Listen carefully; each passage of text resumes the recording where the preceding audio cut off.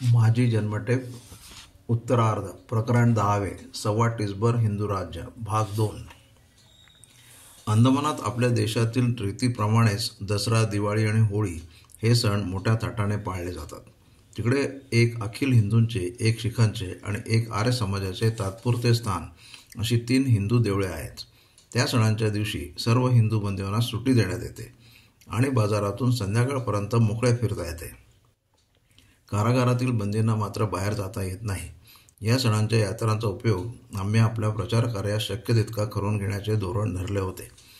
आमच्या बाहेरच्या मंडळींनी त्या दिवशी लहान मोठ्या संघांनी जमून सार्वजनिक ज्ञान आणि राष्ट्रीय भावना उत्पन्न करणारी भाषणे वा संवाद करावे.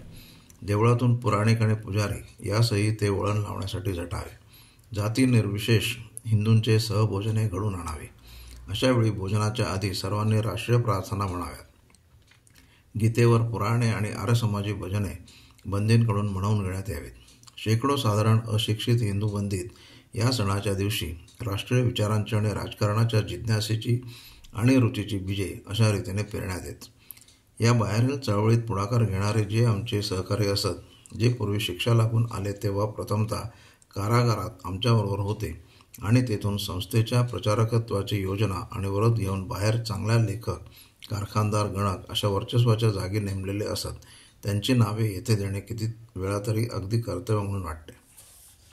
पण या आवृत्तीपुरता तरी तो मोह त्यांच्यासाठीच आवरावा लागत आहे.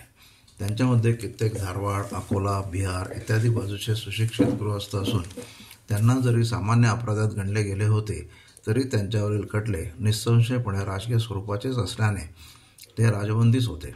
आणखी काही अगदी अशिक्षित आणि चोरी, डाके, हत्या इत्यादी जघन्य अपराध पूर्वी केले असताही आता इतके निवाळले होते की ते अपराध त्यांच्या आत्म्यासच अधोगामी करू शकले नाहीत, हे पाहून कोणासही आनंद वाटावा.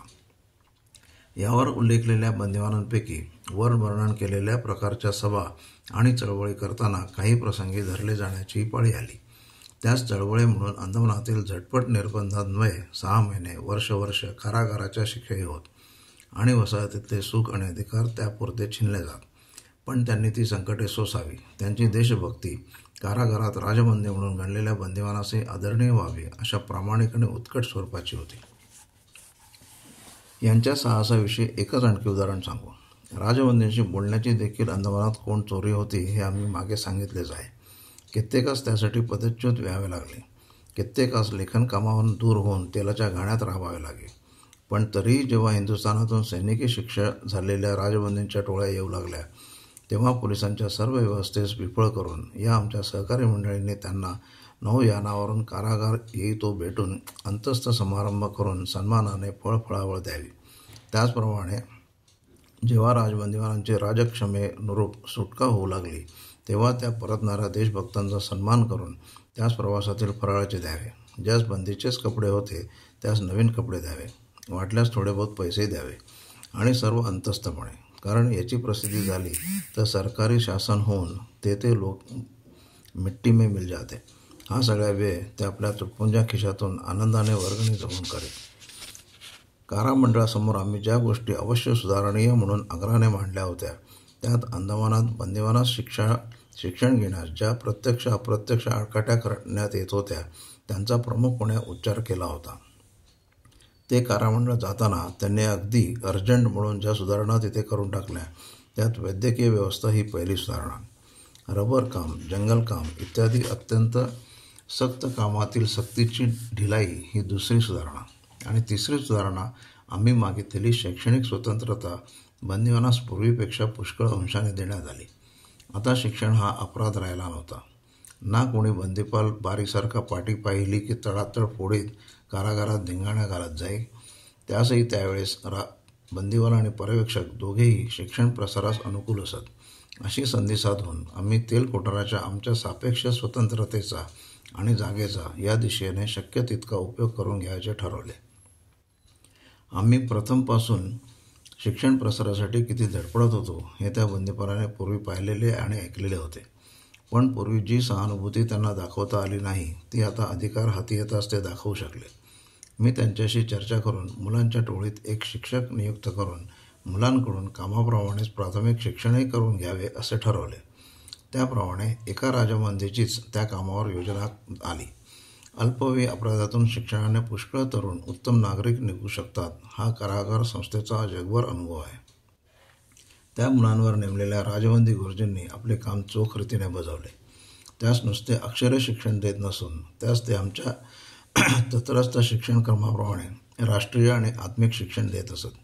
गीतेतील एखादा श्लोक, धार्मिक ग्रंथातील उत्तम तत्वे, प्रत्ययींच्या राजकारणी बातम्या याचाही त्यास नित्य परिचय करून दिला जाई. हिंदी भाषा आणि नागरिक शिकवली जाई. मी अंदमानातील लोकांकरिता काही राष्ट्रीय गाणी हिंदीत केली होती. ती आणि इतर राष्ट्रीय हिंदी गाणी अंदमानातील स्वतंत्र लोकही उतारे करून नेत आणि मुलास शिकवीत.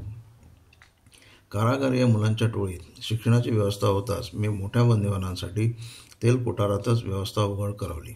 आजपर्यंत जे काम लपून छपून करावे लागे, पण आता ते प्रकटपणे होऊ लागले. माझ्या देखरेखीखाली नारळ कामातील 100-150 बंदिवान असत. मी त्यास 2 तास शिकण्यासाठी सुट्टी देई. नंतर ते टोळ्याटोळ्यांनी शिकत. रविवारी बंदिवानास एकत्र बसून वाचण्याचा आता पूर्वीप्रमाणे आडकाठी नव्हती. त्यामुळे आमच्या आठवड्याच्या पळत्या बैठकी आता चांगले मांडी घालून बसू लागल्या आणि व्याख्याने जडू लागली. या दिलेल्या स्वातंत्र्यामुळे बंदिवान उद्दाम झाले का, काम कमी करू लागले का, शिस्त बिघडली? मुळीच नाही. उलट पहिल्याने शिस्त बळानेच पाळावी लागे ती आता कर्तव्य म्हणून पाळली जाऊ लागली. 10-5 मंडळीत एखादा बेशिस्त वागू लागताच किंवा मारहाणीवर येताच त्यांच्यातील कोणीतरी म्हणे, ए हरामी, अब बेचारा डिगन साहब और बाबूजी हम लोगों को अच्छा रखते हैं तो तुम शैतानी करता है क्या? बारी के दिन भूल गए? परवानगीने इतके करता येईल तितके राष्ट्रीय कार्य करून ते जसे करता येईना ते पूर्वीप्रमाणे अंतस्थपणे केले जावे. उदाहरणार्थ श्री गोविंद सिंहांची जयंती. शीख हिंदूत प्रेमरज्जूंचे आणि एक सांस्कृतिक अभिमानाचे बंधन दृढ व्हावे म्हणून आम्ही ही जयंती मोठ्या प्रमाणावर करायचे ठरवले. तो दिवस रविवारचा होता. त्यामुळे सकाळी नवीन नियमाप्रमाणे बंदिवान चाळीच्या चाळीतून एकत्र येऊ बसू शकले. परंतु या चाळीतील बंदिवान त्या चाळीत जाणे निषिद्ध असल्याने आणि सगळ्याच माझे शब्द ऐकण्याची उत्सुकता असल्याने मी या नाही त्या कामाचे निमित्त काढून 2-3 चाळीतील सभात भाषण केले. प्रत्येक चाळीत शीख राजबंदींबरोबरच अगदी प्रेमाने अशीख हिंदू बंदीही भजन करण्यात, गुरु गोविंदांची कृत्य ऐकण्यात आणि हिंदू संघटनाचे महत्त्व श्रवण्यात अगदी दंग होते. त्या दिवशी आमच्या कारखान्यात व आणखी एका ठिकाणी प्रसाद करायचा होता. हा कडा प्रसाद सत्यनारायण प्रसादासारखा सर्व बंदिवानास वाटण्यात आला.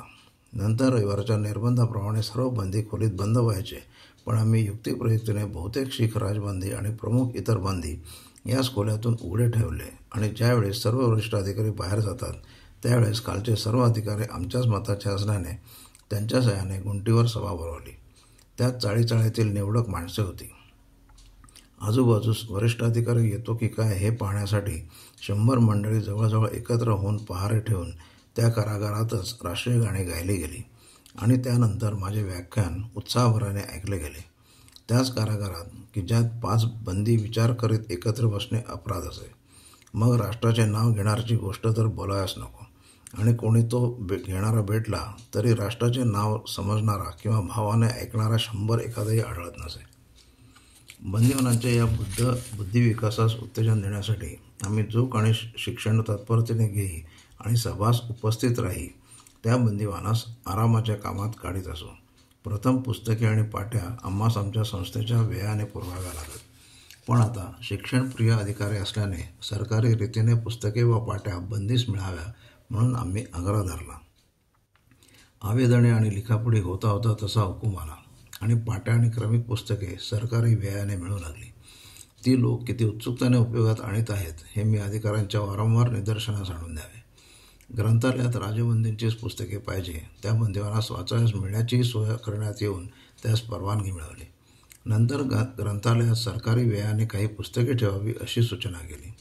त्यांचे टाचण करण्याचे काम आमच्याकडेच आल्याने त्यात शक्य तितकी आम्ही राष्ट्रीय पुस्तके घालून मुख्य भरणा हिंदीचा मागवला. त्यातील काही नावे वरील अधिकारी अनिष्ट म्हणून खुडीत तर ती आम्ही संस्थेकडून अंतस्थपणे आणून टाकावीत. एवी तेवी शक्यतो सरकारद्वारा नाही तिथे अंतस्थपणे संस्थेद्वारा पण राष्ट्रीय चळवळ त्या परिस्थितीत चालवता आली तोवर चालवली गेली. या सरकारी पुस्तकात तामिळ, आंध्र, मल्याळी आणि कानडी या द्रविड संघाच्या आमच्या हिंदू भाषांचीही पुस्तके बोलावली होती. या सर्व शैक्षणिक चळवळीचे फळ काही होते काय याविषयी एक दिवस तेथील एका युरोपियन अधिकाऱ्यांशी बोलणे झाल्यावर ते फळ होते हे सिद्ध करण्यासाठी आम्ही तुरुंगातील हिंदू बंदींची संख्या घेऊन त्यात साधारण लिहिणे आणि वाचणे शिकलेले किती आणि त्यात साधारण शिक्षितात त्या कारागारात आल्यानंतर शिकलेले किती याचे आकडे गोळा केले. त्यावरून असे दृष्टस आले की हिंदू बंदिवानात 80% वर लिहिता वाचता येणारे असून त्यात अंदमानात आल्यावर शिकलेले 90% होते. याचा पडताळा पाहण्याचा विचार करून एका रविवारी तो अधिकारी एकाएकी अवेळी खोल्यातून हिंडला. तेव्हा नाना विषयांवर पुस्तके वाचण्यात व राष्ट्रीय गाणी म्हणण्यात बंदिवानातील अनेक लोक गुंग झालेले पाहून त्या पुरातन अधिकाऱ्यास आश्चर्य वाटले. कारण त्याने 10 वर्षापूर्वीच्या दिवसात रविवारी बहुतेक बंदिवान फासे खेळण्यात, जुगार खेळण्यात, शिव्या गाळीत आणि अनेक कुकर्मात कसे गडलेले असत ते पाहिलेले असे. त्याने हा फरक पाहून विस्मय प्रदर्शित केला. आम्ही वर साधारण लिहिता वाचता येणाऱ्यांची संख्या दिली आहे, पण आम्ही तिथे शिक्षणाची व्याख्या म्हणजे अशी ठरवली असे की ज्यास आपल्या देशाची आणि प्रचलित राजकारणाची इतकी माहिती आहे आणि जे सर्वसाधारण ज्ञान इतके विकसित झालेले आहे की तो भावी विधिमंडळात किंवा पंचसभेत प्रतिनिधी निवडून देण्यासाठी स्वतःचे मत यातील अर्थ समजून देऊ शकावा. या मापानेही या हिंदू बंदीत 40% तरी लोक शिक्षित म्हणून घेण्यास योग्य झाले होते. युरोपातही व्होटर किंवा मतदार सामान्यतः इतकाच शिक्षित असला पाहिजे म्हणजे चालतो. त्या तेल गोदामात आम्हास फार दिवसांनी व्यक्ती स्वातंत्र्य म्हणजे काय ते थोडे तरी उपभोगास मिळाले. सकाळी नव्हे पहाटे देखील केव्हा केव्हा खोलीबाहेर सोडण्यात येई. यावेळी आम्हाला लख्ख चांदण्यात उभे राहण्याचा आनंद 10 वर्षांनी पुन्हा अनुभवण्यास मिळाला. फार गंमत वाटे. तरी त्या चांदण्या रात्रींची छाया असेच की हे कारावासातील चांदणे, जसे स्मशानातले. थोडे दिवसात या स्मशानातील चांदण्यात माझ्यासह माझ्या ज्येष्ठ बंधूंनाही भागीदार होण्याची सवलत मिळाली. मला त्यांच्यासह 2-4 तास एकत्र बसता येऊ लागले, पण ते केवळ त्यांचे दुःख पाहून हळहळण्यापुरतेच. कारण त्यांची प्रकृती क्षयावर जात खोकला इतका वाढलेला असे की एकदा डास लागली की अर्धा तास श्वासाची फुरसत नसे. तसा खोकत खाकरत वेताच्या फाटक्या खुर्च्यावर धापा टाकीत पण तोंडावरील धैर्याचे हसू मावळून न देत बसलेला तो कष्टभोगी देशभक्त माझा ज्येष्ठ बंधू, त्याची ती चवाळ्याच्या रक्ताच्या एक पायगुळ कोट घातलेली बंदिवान करुण मूर्ती मला अजून जशीच्या तशीच दिसत आहे. या स्मशानाच्या चांदण्यात या किंचित मात्र लाभलेल्या व्यक्ती स्वातंत्र्यात शक्यतो अधिक प्रचारकार्य करण्याच्या नादात शक्य तितके कमी जोरात राहण्याचे व्रत मनापासून अंगीकारावून दिवस कंठीत असता एके दिवशी सकाळी माझे सहकष्टभोगी राजबंदी श्रीयुत यांनी लगबगीने येऊन एका वर्तमानपत्राचा तुकडा माझ्या टेबलावर आणून टाकला. अप्रकटप्रमाणेच तो वाचावायचा होता, नाहीतर कोणी पाहिल. मी तो वाचला. पाहतो तो त्यात बातमी होती की सरकारने अंदमानची वसाहत बंद करण्याचा ठराव प्रसिद्ध केला असून नवीन बंदिवान येणे बंद होणार. इतकेच नव्हे तर आहे त्या बंदिवानासही जर ते काही अटींवर अंदमानात राहणार नसतील तर परत स्वदेशातील कारागारात धाडण्यात येणार. ही बातमी आम्हास अर्थातच बरेच कृतार्थ वाटले. कारागरीय मंडळापुढे आम्ही अंदमानच्या बंदिवानांची जी दुःखे मांडली होती त्यातील निर्भीड विधानांसाठीच आम्हास राजक्षमेचा लाभ मिळू दिला नाही ही आमची निश्चित होती. तेव्हा आपली सुटका न झाली तरी आपण या हजारो बंदिवानांचे हितार्थ जे काही करता येणे शक्य होते ते करून त्या कामी यश मिळवण्यास अंशतः तरी कारणीभूत झालो ही आत्मप्रसन्नता आम्हास वाटू लागली. बंदिवानातील शेकडो जणांनी आमच्यावर कृतज्ञ आभारांचा पाऊस पाडला. त्यांच्यात ही गोष्ट सर्वजण जाणून होते की आमच्या येण्याने आणि आम्ही आमच्या राजबंदीतील आणि इतर बंदीतील साथीदारांसह 10 वर्षे संपांची, वर्तमानपत्रांची, आवेदनांची, भांडणांची, विधिमंडळातील प्रश्नांची, प्रतिवादांची, पत्रांची जी चळवळ चालवीत आणली तिच्यामुळेच अंदमानकडे हिंदुस्थानचे आणि म्हणूनच हिंदुस्थान सरकारचे लक्ष प्रामुख्याने वेधले गेले आणि जेल कमिशन अंदमानचा विषय निकराने हाती घ्यावाच लागला. माझे अभिनंदन करणाऱ्यास मी म्हटले, अंदमान अखेर उठले. ही घटना कोणाच्याही एकाच गोष्टीचा परिणाम नाही तर 10 वर्षांचा अव्याहत आणि सर्वांगीण चळवळीचा तो परिणाम आहे. त्यासाठी तुम्ही सर्वांनीच, विशेषतः राजबंदींनी कष्ट सहन केले आहेत, त्यांचे आंशिक साफल्य झाल्याचे श्रेयही तुम्हा सर्वांचे आहे, असे मी सर्वांस सांगून त्याचे प्रत्याभिनंदन केले. आज इथेच थांबतो.